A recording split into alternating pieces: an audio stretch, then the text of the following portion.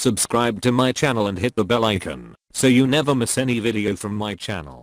बिस्मिल्लाहिर्रहमानिर्रहीम अल्हम्दुलिल्लाहि रब्बिल आलमीन व सल्लल्लाहु अला मुहम्मदिन व आलिहि अत्ताहिरीन व लअनतुल्लाहि अला आदाइहिम अजमईन इला क़याम यौमिद्दीन। तमाम अदियान का एहतराम है, तमाम मज़ाहिब का एहतराम है, खुसूसन मज़ाहिब इस्लामी। तमाम अदियान और मज़ाहिब के दरमियान जो इख्तलाफात हैं उन्हें इल्मी तरीक़े से और डायलॉग के ज़रिए से हल करना चाहिए।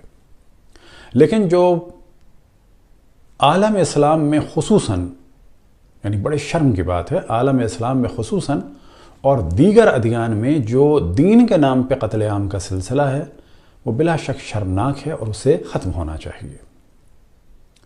आलम इस्लाम में तो रसूलुल्लाह सल्लल्लाहु अलैहि वसल्लम के दुनिया से जाने के बाद, उनकी शहादत के बाद उनकी आल पर भी जुल्म किया गया और उनके असहाब पर भी जुल्म किया गया। मिसाल के तौर पे जनाब हज़रत मालिक इब्न नवैरा को काफिर करार दिया गया, कत्ल किया गया, उनकी ज़ौजा की हुर्मत को पामाल किया गया, उनके सर को काट कर ईंटों के तौर पर खाना पकाने के लिए इस्तेमाल किया गया। और यहाँ से जो जुल्म का सिलसिला शुरू हुआ वो आज तक जारी है, और यहाँ से जो तकफीर का सिलसिला शुरू हुआ वो आज तक जारी है।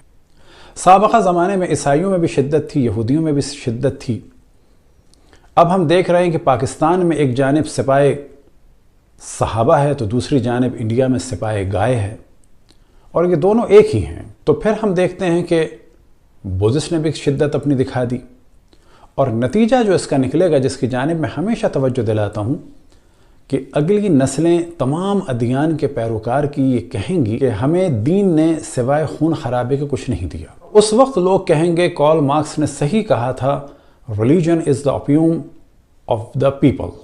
अब ये और बात है कि इस जुमले के दो माना हैं, एक मनफी है, एक मुस्बत है, और जो ज़्यादा मशहूर है वो मनफी है कि जो लेनिन वगैरह ने मशहूर किया। और फ़र्ज़ हम कर लेते हैं कि वही सही है, फ़र्ज़ की बात है कि दीन लोगों के लिए नशा है, और या ये कि दीन लोगों की अक्ल को ज़ाइल कर देता है। लेकिन अगली नस्लें हमारी कहेंगी कि ये कौल सही नहीं है, बल्कि religion is the poison for the people life. दीन लोगों के लिए जहर साबित होगा। तो लोग दीन से दूर होंगे, और इस वक्त भी यही आलम है कि जब अफ़गानिस्तान में शिद्दत दिखाई गई तो वहाँ दीन से दूर हुए। पाकिस्तान में भी इस वक्त अंदाज़ा नहीं है लोगों को कि दीन से कितनी दूरी हो चुकी है, खुसूसन इन शिद्दतों की वजह से। अब अगर अल्लाह ना करे कभी इस्लाम के नाम पर वही सब कुछ के जो अफ़गानिस्तान में हुआ वो पाकिस्तान में हो, तो रही सही कसर भी बेदीनी की पूरी हो जाएगी। इस वक्त हमारी गुफ्तगू है पाकिस्तान के एक मशहूर देवबंदी आलिम दीन जनाब ज़ाहिदुर राशिदी साहब के बारे में। दुआ है कि खुदावंद तबारक व तआला उन्हें मार्फत रसूल और आले रसूल अता फरमाए। इतने तहकीकाती काम उन्होंने अंजाम दिए हैं, वो इस बारे में भी तहकीक करें कि क्या वजूहात थी कि रसूलुल्लाह सल्लल्लाहु अलैहि वसल्लम के बाद उनका पूरा ख़ानदान कत्ल कर दिया गया। वो पाकिस्तान में एक मदरसे में तशरीफ़ लाए, नमाज भी पढ़ाई। अब क्योंकि एक बहुत बड़ी तादाद हमारे यहाँ सादे लोगों की है जो बहुत सारे हक़ाइक़ से आशना नहीं हैं, ज़ाहिर ये करते हैं कि वो बहुत दूर अंदेश और दूरबीन हैं, दुश्मनों की साजिशों से आशना हैं, जबकि सामने की चीज़ भी उन लोगों को नज़र नहीं आती। जो नज़रियात हैं ज़ाहिदुर राशिदी साहब के, उनका उन्हें हक़ है, लेकिन हमारे लोगों को इतना ज़्यादा सादा नहीं होना चाहिए। खानकाओं से निकल कर तहक़ीक़ी दुनिया में आना चाहिए, और ख्वाबों की ज़िंदगी से निकल कर हकीकत में आना चाहिए।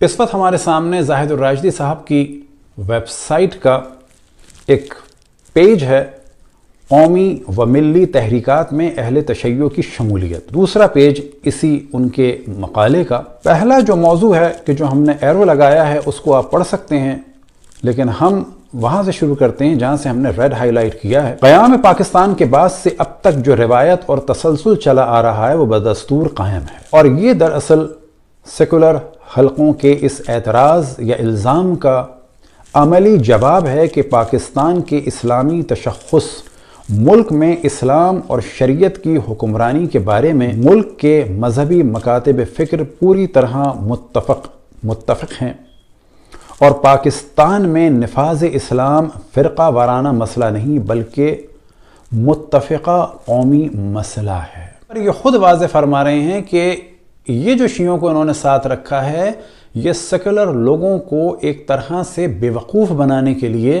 اور یہ بتانے کے لیے کہ سب ساتھ ہیں. کس کے لیے؟ اسلامی نظام کے لیے.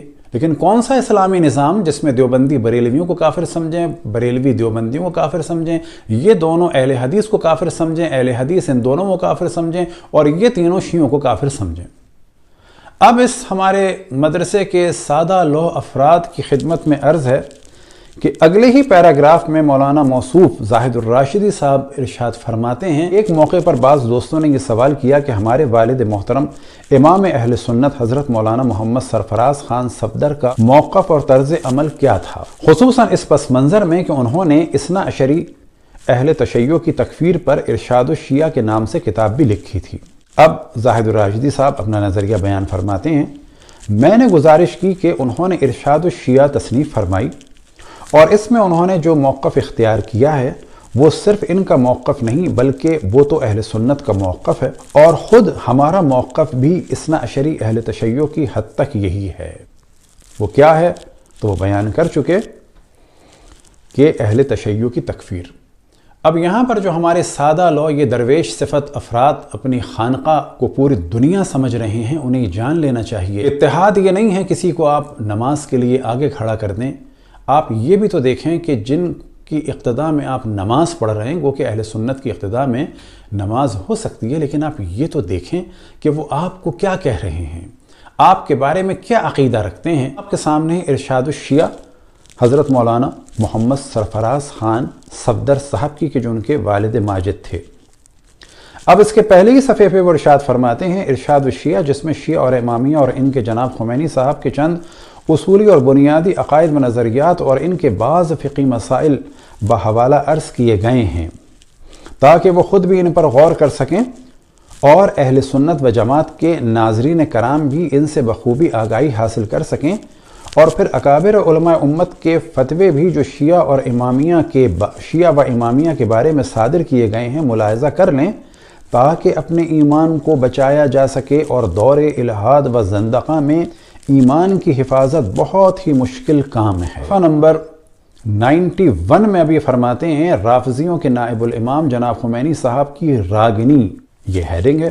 پھر ارشاد فرماتے ہیں، خود جناب خمینی صاحب و ایرانی شیعہ اور ان کے حاشیہ برداروں کا یہ باطل خیال ہے کہ خمینی صاحب ان کے غائب اور منتظر امام مہدی کے نائب ہیں، اور اس کا ظاہری سبب یہ ہے کہ ایران کا چند روزہ اقتدار ان کے ہاتھ میں ہے، اور اس گروہ کا یہ مزعوم و مذموم ارادہ ہے کہ وہ اقتدار کے بلبوتے پر حرمین شریفین پر قابض ہوگا. بیچ میں دعا فرماتے ہیں، سعنہم اللہ تعالی عن اشرار الناس، کہ خداوند تبارک و تعالی مکہ اور مدینوں کو اشرار کے شر سے محفوظ رکھے. کیا مراد ہے ان کی اشرار اور ان کے شر سے؟ تو یہ آپ بخوبی واقف ہیں. پیج نمبر 206 پہ جن حضرات پر شیعہ اور روافظ کے عقائد و نظریات منکشف ہوئے انہوں نے ان کی تکفیر میں کوئی تعامل نہیں کیا. حضرت مجدد الفسانی خاصی بحث کے بعد فرماتے ہیں کہ شیعہ کو کافر ٹھہرانا احادیث صحیحہ کے مطابق اور طریقہ سلف کے موافق ہے. ہاں، طریقہ سلف تو یہی تھا کہ اختلاف ہوا، جناب مالک ابن نویرہ سے بیوی کی عزت لوٹ دی، انہیں کافر قرار دے دیا، صحابی رسول کو کافر کر دیا، اور خاتم الاصحاب جناب حضرت ابو طفیل کو بھی کافر کہہ دیا، رافضی کہہ دیا، غالی کہہ دیا.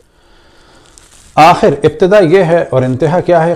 قائرین کرام، ہم نے بحمد للہ تعالی نہایت اختصار کے ساتھ شیعہ و امامیہ کے بعض اہم بنیادی عقائد اور اصولی نظریات اور کچھ فقہی مسائل بحوالہ عرض کر دیے ہیں جن کا سمجھنا ہر مسلمان کا فریضہ ہے تاکہ اپنے ایمان، اعمال صالحہ اور اخلاق حسنہ کی حفاظت کی جا سکے.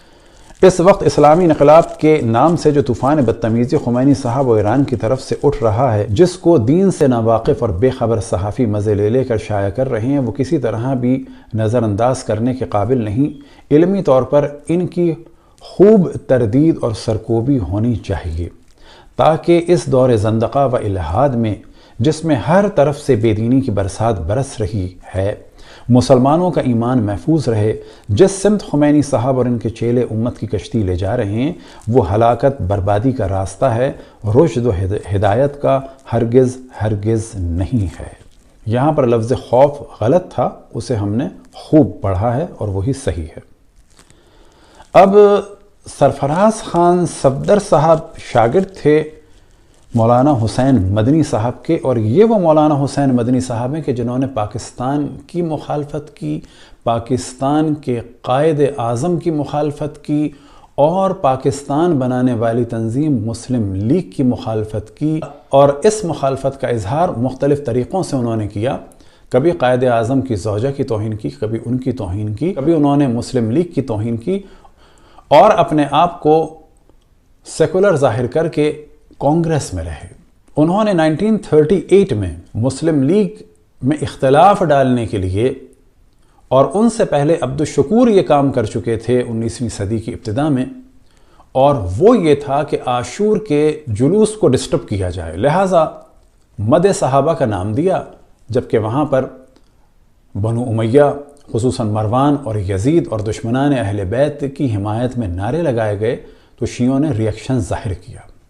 یہ سب کچھ ہو رہا تھا تاکہ مسلم لیگ میں جو شیعہ سنی متحد ہیں وہ سلسلہ ختم ہو جائے، لیکن کل بھی مسلمانوں نے عموماً فتنہ انگیز مولویوں کو پہچان کر کبھی اہمیت نہیں دی، اور آج بھی الحمدللہ اکثریت مسلمانوں کی جانتی ہے کہ ایک بڑی تعداد ملا یا ملا نماؤں کی صرف فتنہ کرنا جانتی ہے، اور اس کی ایک واضح دلیل ہے کہ دنیا میں جتنی بھی دہشت گرد تنظیمیں ہیں ان کا تعلق اسی دیوبندی مکتب فکر سے ہے، اور یہ کوئی چھپی ہوئی چیز نہیں ہے۔ انہی حسین مدنی صاحب کے بارے میں علامہ اقبال اپنی آخری نظم میں، جو ان کی زندگی کی آخری فارسی نظم تھی ارمغان حجاز میں، کلیات اقبال میں یہ موجود ہے، حسین مدنی کے عنوان سے فرماتے ہیں: عجم ہنوز نہ داند رموز دین ورنہ، عجم اب تک دین کے رموز سے اور اسرار سے واقف نہیں ہے، ورنہ ز دیوبند حسین احمد اینچ بل عجبی است۔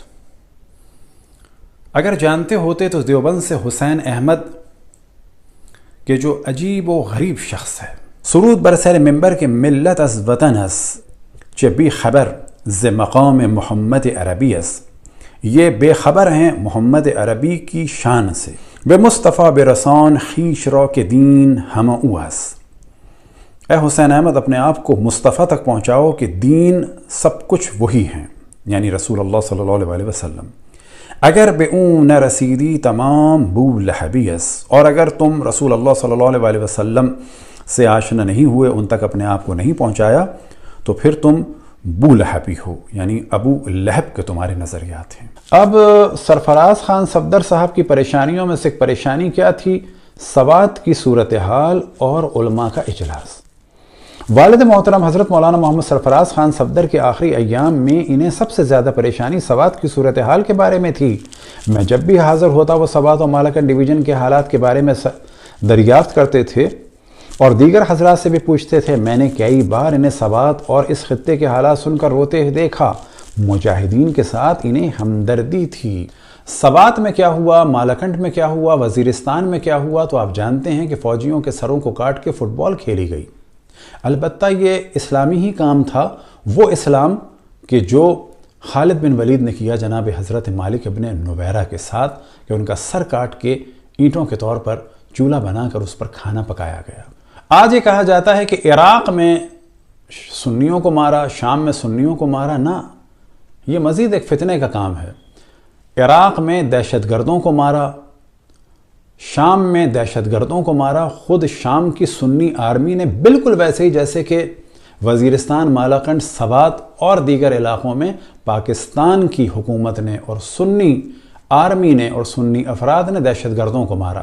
جس طرح سے نہیں کہا جا سکتا وزیرستان، مالاکنڈ اور سوات میں شیعہ سنی مسئلہ تھا، بالکل اسی طرح سے عراق اور سیریا میں بھی کوئی شیعہ سنی مسئلہ نہیں تھا، بلکہ انہی دیوبندی دہشت گرد تنظیموں کا وہاں پر حملہ تھا، اور وہاں کی عوام کو اتنا ہی حق حاصل تھا اپنے ملک کے دفاع کا جتنا سوات کے لوگوں کو اور مالاکنڈ کے اور پاکستان کی فوج کو تھا۔ اب اجلاس میں کیا ہوا تو ایک محترم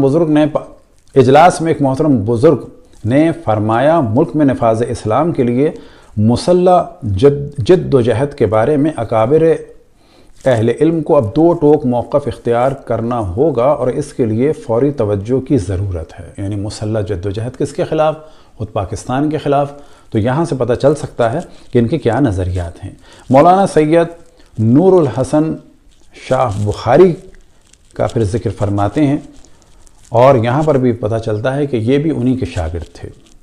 ان کی کیا خدمات ہیں؟ تو ان کی خدمات میں سے خدمت ہے مولانا مرحوم کی زندگی کے اہم کارناموں میں مذہب اہل سنت کی تقریر و تصنیفی خدمات کے علاوہ تنظیم عمل اہل سنت و جماعت پاکستان کا قیام اور تنظیم بھی ہے۔ انہوں نے حضرت علامہ دوست محمد قریشی نور اللہ مرقدہ اور حضرت مولانا عبدالستار توسوی کے ساتھ مل کر رفض و بدعت کی روک تھام اور اہل سنت کی بیداری کے لیے تنظیم اہل سنت کے پلیٹ فارم پر جو شبانہ روز محنت کی، وہ پاکستان کی دینی تاریخ کا ایک روشن باب ہے۔ اس کے لیے رفض و بدعت یعنی شیعت کی مخالفت میں جن لوگوں نے قتل عام کا بازار 5763 کے زمانے میں کیا، ان کے بارے میں مولانا موصوف فرماتے ہیں کہ وہ تاریخ کا روشن باب ہے۔ اب زاہد الراشدی صاحب جس تنظیم کا ذکر کر رہے ہیں، تنظیم اہل سنت اور ان کے بنانے والوں کا، تو دیکھتے ہیں 1957 سے لے کے اس کے بعد تک ان کے کیا کارنامے تھے کہ جن کارناموں کا یہ ذکر فرما رہے ہیں۔ تو آپ کے سامنے کتاب ہے دا شیعاز آف پاکستان، پیج نمبر 94۔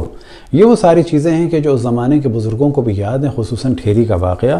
یہ سب کچھ اسی تنظیم اہل سنت نے کیا تھا، اور قبلہ موصوف ان کی بھی تائید کر رہے ہیں، تعریف کر رہے ہیں، یہاں تک کہ ہمارا خون بہانے والی جو اگلی جماعت بنی سپہ صحابہ، ان کے افراد کی بھی تائید کر رہے ہیں، تعریف بھی کر رہے ہیں، اور یہ ان کا حق ہے، لیکن ہمارے لوگوں کو بے وقوف نہیں بننا چاہیے۔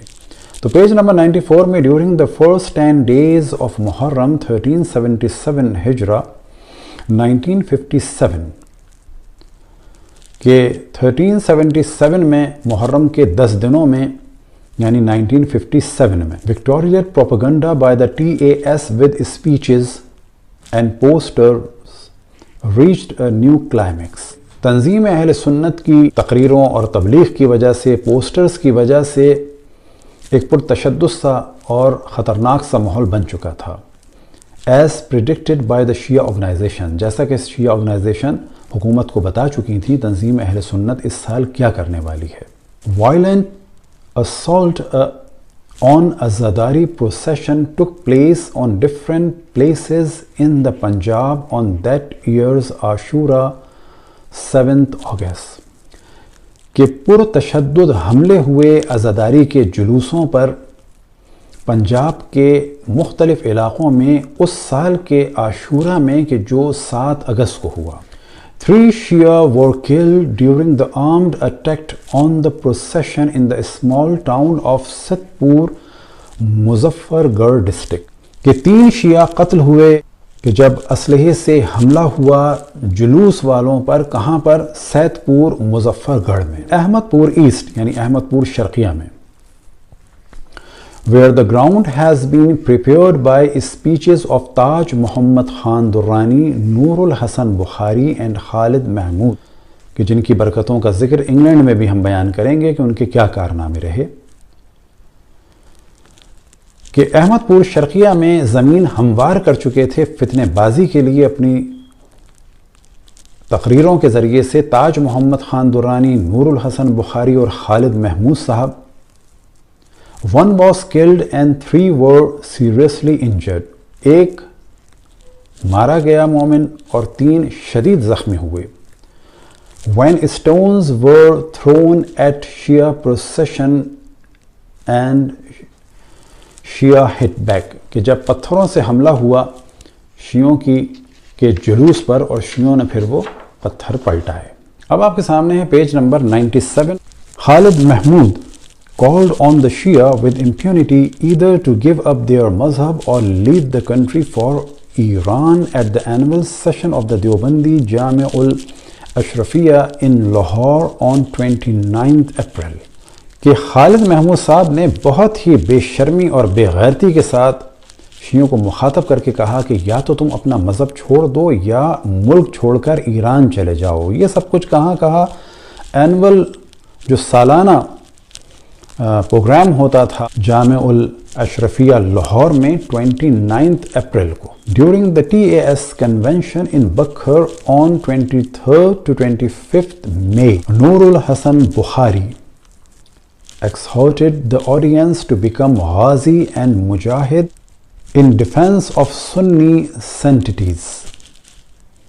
نور الحسن بخاری نے TAS کے یعنی تنظیم اہل سنت کے بکھر کنویکشن میں لوگوں کو بھڑکایا کہ کھڑے ہوں اور غازی بنے اور مجاہد بنے اہل سنت کے مقدسات کے دفاع کے لیے. Shortly after, in the same town, a Shia preacher, Sayyid Agha Mohsin, was stabbed to death on the road by a Sunni zealot because he had quoted a hadith from the Prophet exalting the status of Ali ibn Abi Talib among the Sahaba. اب اس کا نتیجہ کیا ہوا؟ تو کہتے ہیں کہ بکھر میں ایک مولانا تھے اور یہ پاکستان کی تاریخ کے پہلے مولانا شہید تھے کہ شیعہ پریچر سید آغا محسن کو چاقو کے وار کر کے روڈ پر قتل کر دیا ایک سنی نے، یعنی ان کے بھڑکائے ہوئے ایک دیوبندی نے قتل کر دیا، کیونکہ انہوں نے حدیث نقل کی تھی کہ اصحاب کے درمیان جو سب سے بلند مقام ہے وہ علی ابن ابی طالب علیہ السلام کا ہے. The killer had then surrendered himself to the police and offered a prayer of thanksgiving. اور بعد میں پولیس کے حوالے اس نے اپنے آپ کو کر دیا اور اس نے شکرانے کی نماز پڑھی. On the 10th Muharram, 3rd June, the main Azadari procession was attacked with stone, stick and knife when passing in front of Unchi Masjid near the Bhati gate of the old city. The assault continued from all sides for at least half an hour, leaving 2 dead and over 100 injured. 3 جون 10 محرم کو عزاداری کا جلوس کہ جس پہ حملہ کیا گیا ہر جانب سے پتھروں کے ذریعے، لاٹھیوں کے ذریعے اور چاقو کے ذریعے سے، کہ جب یہ جلوس گزر رہا تھا بھاٹی گیٹ کے پاس اونچی مسجد کے قریب سے، اور اس وقت حملہ ہوا ہر جانب سے اور تقریباً یہ آدھے گھنٹے جاری رہا، اور جس میں 2 مومنین شہید ہوئے اور 100 سے زیادہ زخمی ہوئے. The police opened fire but were unable to stop the rioting until the procession had reached Karbala گام شاہ. پولیس نے فائر کھولا، ہوائی فائر کیا، لیکن پولیس ناکام رہی ان لوگوں کو روکنے میں، یہاں تک کہ یہ جلوس کربلا گام شاہ پہنچ گیا. مراد یہ کہ پھر یہ لوگ بچ گئے. On the same day, sectarian clashes occurred in the number of the Pakistani towns and villages. اسی دن اب ظاہراً پتہ چل رہا ہے کہ بہت منظم طریقے سے پاکستان کے پورے علاقے میں، اس زمانے میں کوئی خبروں کا سلسلہ یا واٹس ایپ وغیرہ کا سلسلہ نہیں تھا، اور یہ 63 کی کہ پورے پاکستان میں جو ہے منظم طریقے سے ہنگامے ہوئے، اور خصوصاً کہاں پہ ہوئے؟ Worst affected was Theri in the Khairpur district. سب سے زیادہ خطرناک جو ہنگامہ ہوا وہ ٹھیری میں ہوا. Where the Imam Bargah was set on fire killing dozen of Shia worshipper. کہ جہاں پر امام بارگاہ کو جلایا گیا اور درجنوں شیعوں کو قتل کیا گیا. The overall death toll on 10th Muharram reached 120 according to official reports. اس سال محرم میں 120 افراد کو قتل کیا گیا کہ جو آفیشلی اناؤنس ہوا تھا ایوب کے دور میں، اور ممکن ہے کہ 120 سے کہیں زیادہ کی تعداد ہو. اب آپ کے سامنے ہے on 15 December 1974 محرم 1395 ہجری 14 January to 12 February 1975 created sectarian clashes in Karachi, Gilgit, Lahore, Chakwal and some other places of the Punjab. یہ اختلافات اور ہنگامے کے شعلے بھڑکے کراچی، گلگت، لاہور، چکوال میں اور پنجاب کے مختلف علاقوں میں. In the village Babu Sabu near Lahore, even a Shia majlis held behind closed door was attacked, leaving 3 dead and a number of injured. سابو جو اس وقت لاہور کا ایک علاقہ ہے، اس زمانے میں لاہور کا ایک ولیج تھا، وہاں پر امام بارگاہ میں بند کمروں میں مجلس ہو رہی تھی اور وہاں پر حملہ کیا. کئی لوگ زخمی ہوئے اور 3 شہید ہوئے. کے سامنے ہے مولانا عبدالستار تونسوی کے بارے میں ان کا ایک مقالہ، اور اس میں کچھ نام ہیں: مولانا عبدالستار تونسوی، حضرت مولانا دوست محمد قریشی، خالد محمود مدظلہ.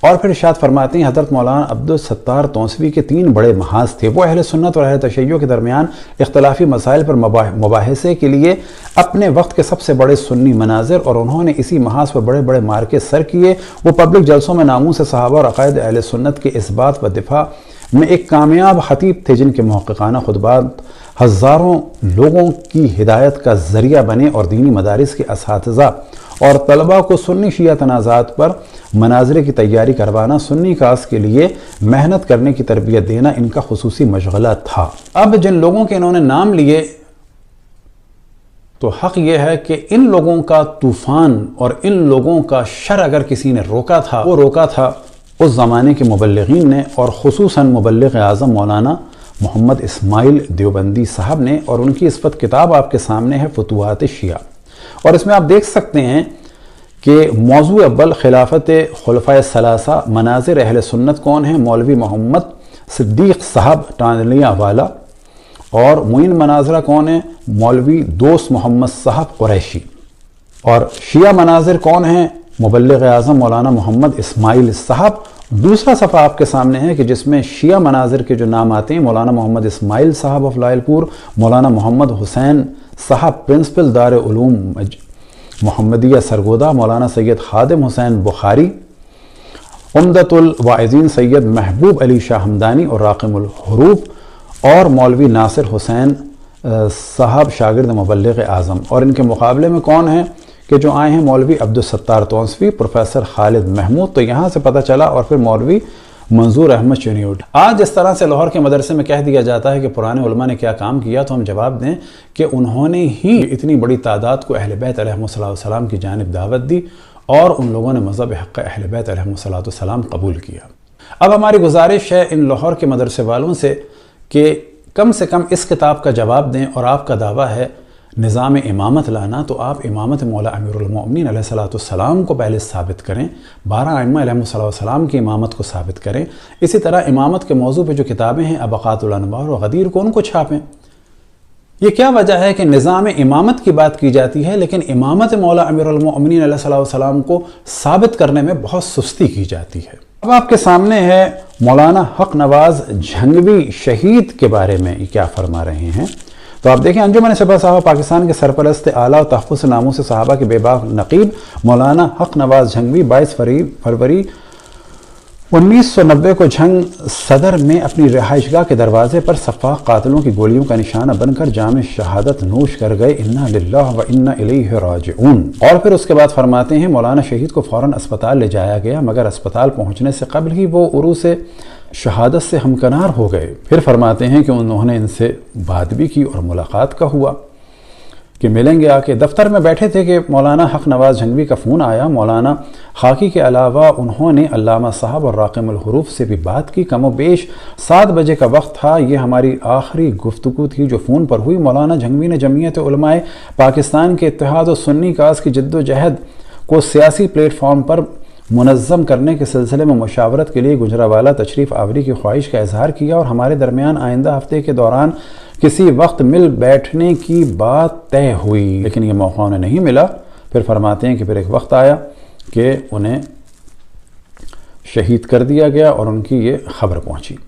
پھر آپ کے سامنے مقالہ ہے مولانا ضیاء الرحمن فاروقی شہید کے بارے میں۔ سپاہ صحابہ پاکستان کے سربراہ مولانا ضیاء الرحمن فاروقی گزشتہ روز لاہور سیشن کورٹ کے احاطے میں بم کے خوفناک دھماکے میں جام شہادت نوش کر گئے، انا للہ و انا الیہ راجعون۔ فاروقی شہید بے باک خطیب و سرگرم کارکن و ممتاز مصنف تھے۔ مولانا اعظم طارق کے بارے میں بھی کیا فرماتے ہیں؟ مولانا اعظم طارق بھی اپنے پیش رو رہنماؤں مولانا حق نواز جھنگوی، مولانا ضیاء الرحمن فاروقی اور مولانا اسار القاسمی کے نقش قدم پر چلتے ہوئے سفاح قاتلوں کی گولیوں کا نشانہ بن گئے، انا للہ و انا الیہ راجعون۔ ایک استاد نے خبر دی کہ مولانا اعظم طارق اسلام آباد میں گولڑا موڑ کے قریب بے رحم قاتلوں کی فائرنگ کا نشانہ بنتے ہوئے اپنے 4 محافظوں سمیت جام شہادت نوش کر گئے۔ زبان پر بے ساختہ انا للہ و انا الیہ راجعون جاری ہوا اور دل غم و اندوہ کی گہرائیوں میں ڈبکیاں کھانے لگا۔ اب فرماتے ہیں کہ ایک ملاقات کا سلسلہ ان کا جب ہوا، تنہائی ہوتے ہی انہوں نے 2 باتوں کے بارے میں مشورے کے طور پر استفسار کیا۔ پہلی بات یہ کہ انہوں نے سیاسی طور پر جو راستہ اختیار کیا ہے اس کے بارے میں میری رائے پوچھی۔ ان کا کہنا تھا کہ پنجاب کے حوالے سے ہمارے لیے الگ سیاسی راستہ اختیار کرنا ضروری ہے۔ میں نے کہا اگر وہ میں نے کہا کہ وہ اگر مجلس عمل و جمعیت علماء اسلام سے ہٹ کر پنجاب کے حالات کے پیش نظر ایک الگ سیاسی راستے کو ضروری سمجھتے ہیں تو اس کی اہمیت سے انکار نہیں کیا جا سکتا۔ یعنی یہ تنظیمیں تھیں تو ان کے ساتھ، لیکن ظاہر یہ کر رہی تھیں ہم ساتھ نہیں ہیں، اور یہ فرماتے ہیں کہ ہم ایک الگ جماعت بنا کر سیاسی کام کو انجام دیں۔ دوسری بات جو تھی وہ تھی اپنے نوجوانوں کی تربیت، اور اس میں مولانا زاہد الراجدی صاحب فرماتے ہیں کہ میں نے ان کو کافی چیزوں کے بارے میں آشنا کیا۔ مثال کے طور پر سنی شیعہ مسئلے کو ہی لے لیں، مجھے اس محاذ کی اہمیت کا انکار نہیں، اس محاذ کی اہمیت کا انکار نہیں۔ کون سا محاذ؟ کہ جس میں سپاہ صحابہ نے ہمارے ہزاروں افراد کو قتل کر دیا، بلکہ سنی شیعہ کشمکش کی ایک پوری تاریخ ہے اور طویل تاریخی پس منظر ہے، جس میں اس محاذ کی قیادت اور کارکنوں کا پوری طرح آگاہ ہونا ضروری ہے۔ ان کے ذہنوں میں صرف عقائد کے فرق کا واضح ہو جانا کافی نہیں، بلکہ اسی طرح یہ بھی لازمی ضرورت ہے کہ ہماری ملی تاریخ میں اہم مواقع پر اہل تشیع نے جو کردار ادا کیا اس سے واقف ہوں۔ اس وقت دنیا اسلام میں اہل تشیع کی جو تحریکات کام کر رہی ہیں، ان سے پوری طرح آگاہی اور عالم اسلام کے بارے میں اہل تشیع کی عالمی قیادت کا اس وقت جو ایجنڈا ہے اس کا علم ہو۔ ان امور سے کما حق و آگاہی کے بغیر اس محاذ پر کوئی بھی کام مؤثر اور نتیجہ خیز ثابت نہیں ہوگا، بلکہ فائدے کی بجائے نقصان کا احتمال زیادہ ہے۔ یہ جو سب کچھ آشنائی کے لیے فرما رہے ہیں، یہ اس محاذ آرائی میں کامیابی کے لیے نصیحت فرما رہے ہیں کہ آپ جانیں کہ شیعہ اس وقت دنیا میں کیا کر رہے ہیں، کیا نہیں کر رہے ہیں، تاکہ آپ اچھی طریقے سے سازش کر سکیں، اچھی طریقے سے نقصان پہنچا سکیں۔ اگلی جو ہم نے ہائی لائٹ کی ہے اس میں آپ دیکھ سکتے ہیں، اس کو پاز کر کے آپ پورا پڑھیں کیونکہ ہم صرف خاص چیزیں بیان کر رہے ہیں۔ مولانا اعظم طارق شہید نے جس انداز سے زندگی بسر کی اور ایک مشن کو زندگی کا مقصد بنا کر اس کے لیے جو قربانیاں دیں، وہ بلا شبہ عظمت و استقامت کی تاریخ کا ایک اہم حصہ ہیں۔ یعنی اعظم طارق نے کہ جو قتل عام کیا اور اس میں استقامت کی، تو وہ بڑی بے مثال چیز ہے، تاریخ کا ایک اہم حصہ ہے شیعوں کا قتل عام۔ اب سپاہ صحابہ کے ایک اور فرد کے بارے میں علامہ علی شیر حیدری کے بارے میں فرماتے ہیں، علامہ علی شیر حیدری کو شہید کر دیا گیا، انا للہ و انا الیہ راجعون۔ وہ تحفظ ناموس صحابہ اور اہل سنت کے عقائد و حقوق کے دفاع کے محاذ کے ایک اہم رہنما تھے۔ اب یہ یہاں پر رازی کا ایک قول بیان کرتے ہیں، جب تم کسی شخص کو دیکھو کہ وہ صحابہ کرام میں سے کسی کی توہین و تنقیص کر رہا ہے تو سمجھ لو کہ وہ زندیق ہے، اس لیے کہ صحابہ کرام قرآن کریم کے نزول اور جناب رسول اللہ صلی اللہ علیہ وسلم کی سنتوں کے گواہ ہیں، اور گواہوں کو مجروح کرنے والے دراصل دین کا اعتماد ختم کرنا چاہتے ہیں۔ سوال یہ پیدا ہوتا ہے کہ پس وہ لوگ کہ جو مولا علی سے جنگ کر رہے تھے، مولا علی کی تنقیص کر رہے تھے، جناب مالک بن نویرہ کو قتل کر دیا، جناب حجر بن ادے کو قتل کر دیا، جناب عمرو بن حمق خطائی کو قتل کر دیا، جناب عمار کو قتل کر دیا، کیا وہ زندیق نہیں تھے؟ اب یہاں پر زاہد الراجدی صاحب گلگت بلتستان صوبہ، چند سنجیدہ خدشات و تحفظات، یعنی گلگت اور بلتستان اگر صوبہ بن جائے تو ان کو کچھ خدشات بھی ہیں، تحفظات بھی ہیں۔ فرماتے ہیں یہاں پر بلتستان کے مطالعاتی دورے کے بارے میں کچھ گزارشات ایک گزشتہ کالم میں پیش کر چکا ہوں۔ یہ علاقہ شیعہ سنی کشیدگی کے حوالے سے بہت حساس ہے، کبھی شیعوں نے وہاں کچھ نہیں کیا، آپ لوگوں نے لشکر کشی کر کے وہاں پر ماحول کو خراب کیا۔ اہل سنت کی مجموعی آبادی 27% بیان کی جاتی ہے، جبکہ ایسا نہیں ہے۔ اس وقت آزاد کشمیر میں سردار عبدالقیوم خان کی حکومت تھی اور جمعیت علماء اسلام کی طرف سے 3 رہنماؤں کا وفد اسلام آباد کے کشمیر ہاؤس میں سردار عبدالقیوم خان سے ملا۔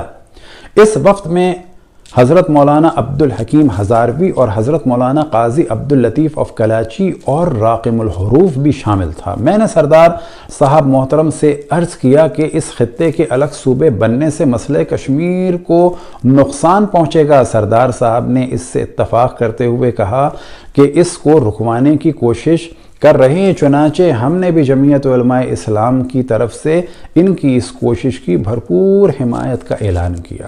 یہاں پر جا کے انہوں نے صرف اس وجہ سے کہ وہاں پر شیعہ زیادہ ہیں، سردار عبدالقیوم کو ایک طرح سے غلط مشورہ دیا کہ کشمیر کا اس کو نقصان ہوگا، جبکہ کوئی ایسا مسئلہ نہیں تھا۔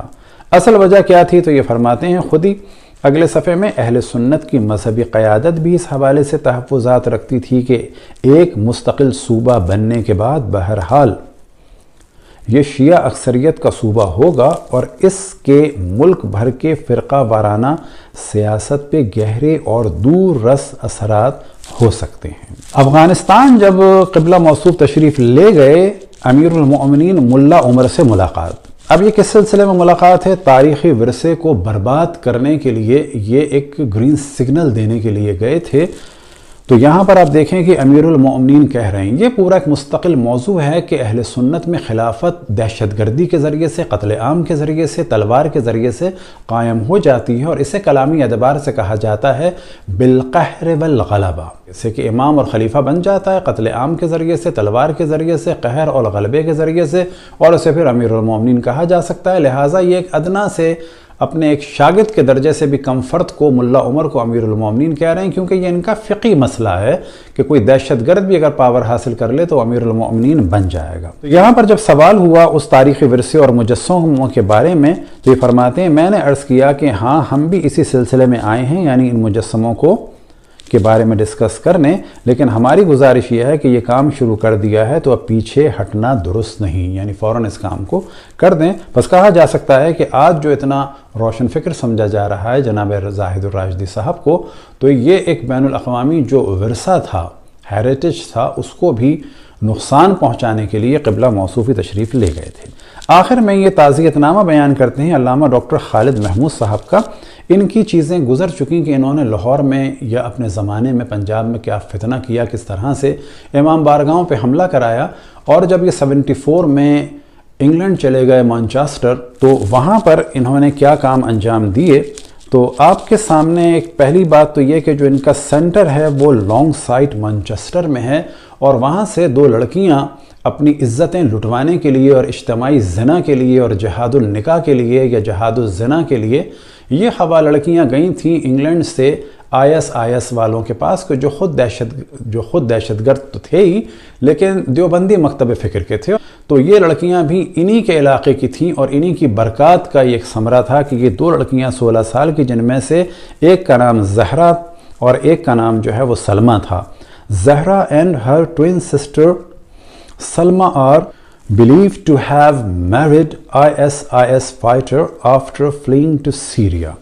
یہ اپنا گھر چھوڑ کے بھاگ کے گئی تھیں، اور یہ سب برکتیں ہیں۔ یاد رکھیں کہ عام لوگوں کو توجہ رکھنی چاہیے کہ یہ جو آج کل انٹرنیٹ پہ قرآن پڑھنے کا سلسلہ ہے، یہ انتہائی خطرناک ہے، کیونکہ دہشت گرد اسی کے ذریعے سے گھروں میں داخل ہوتے ہیں، اور ماں باپ کو چاہیے کہ انٹرنیٹ پر قرآن نہ پڑھوائیں جب تک کہ لوگوں سے آشنا نہ ہوں، اور خود سامنے بیٹھیں اور ان کو کوئی بات نہ کرنے دیں اگر پڑھوا بھی رہے ہیں۔ دوسری خبر آپ کے سامنے ہے، A joint counter-terrorism operation between officers in the Northwest and London sees 2 men jailed for funding terrorism۔ اور یہاں پر بھی آپ دیکھ سکتے ہیں ان کے ناموں کے بعد ہے لانگ سائٹ مانچسٹر۔ اب یہاں پر BBC نیوز کی آپ کے سامنے ہے، Munir Farooqui given 4 times sentence for terror charges۔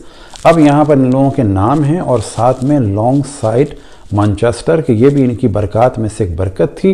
BBC کا آپ کے سامنے ویب سائٹ ہے کہ ساؤتھ مانچسٹر میں 3 میل کے اندر دہشت گردی سے منسلک 20 سے زائد افراد رہتے تھے۔ ساؤتھ مانچسٹر کے نواح میں، یہ آپ نے دیکھ لیا، ان میں لڑکیاں کیا کرنے گئیں؟ جہادی دلہن بننے گئیں۔ اس کو آپ پوز کر کے تفصیل سے دیکھ سکتے ہیں۔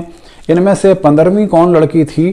لانگ سائٹ مانچسٹر سے تعلق رکھنے والی 16 سالہ ٹین ایجر کا نام قانونی وجوہ کی بنا پر افشا نہیں کیا جا سکتا۔ وہ 2015 میں دہشت گردی میں استعمال کے قابل معلومات رکھنے کے جرم کی مرتکب قرار دی گئی تھی۔ اب یہاں پر 16-17 میں کون ہیں؟ 2 بہنیں زہرا بالانی اور سلمہ بالانی، جن کی عمریں 16 سال تھیں، جون 2014 میں جہادی دلہنیں بننے کے لیے ونٹرمانس روڈ چارلٹن سے شام فرار ہو گئیں۔ یہ تھی برکتیں ڈاکٹر خالد محمود کی۔ ہمارے سادے لوگوں کو چاہیے کہ تمام ادیان والوں سے اتحاد کریں، تمام مذاہب والوں سے اتحاد کریں، لیکن عقل و شعور کے ساتھ۔ خداوند تبارک و تعالیٰ سے دعا ہے کہ ہمیں رسول اللہ صلی اللہ علیہ وسلم اور آل رسول اللہ صلی اللہ علیہ وسلم کی اور زیادہ معرفت اور محبت عطا فرمائے، مسلمانوں کو دہشت گردی، قتل عام کے بازار کو ختم کرنے کی توفیق عطا فرمائے۔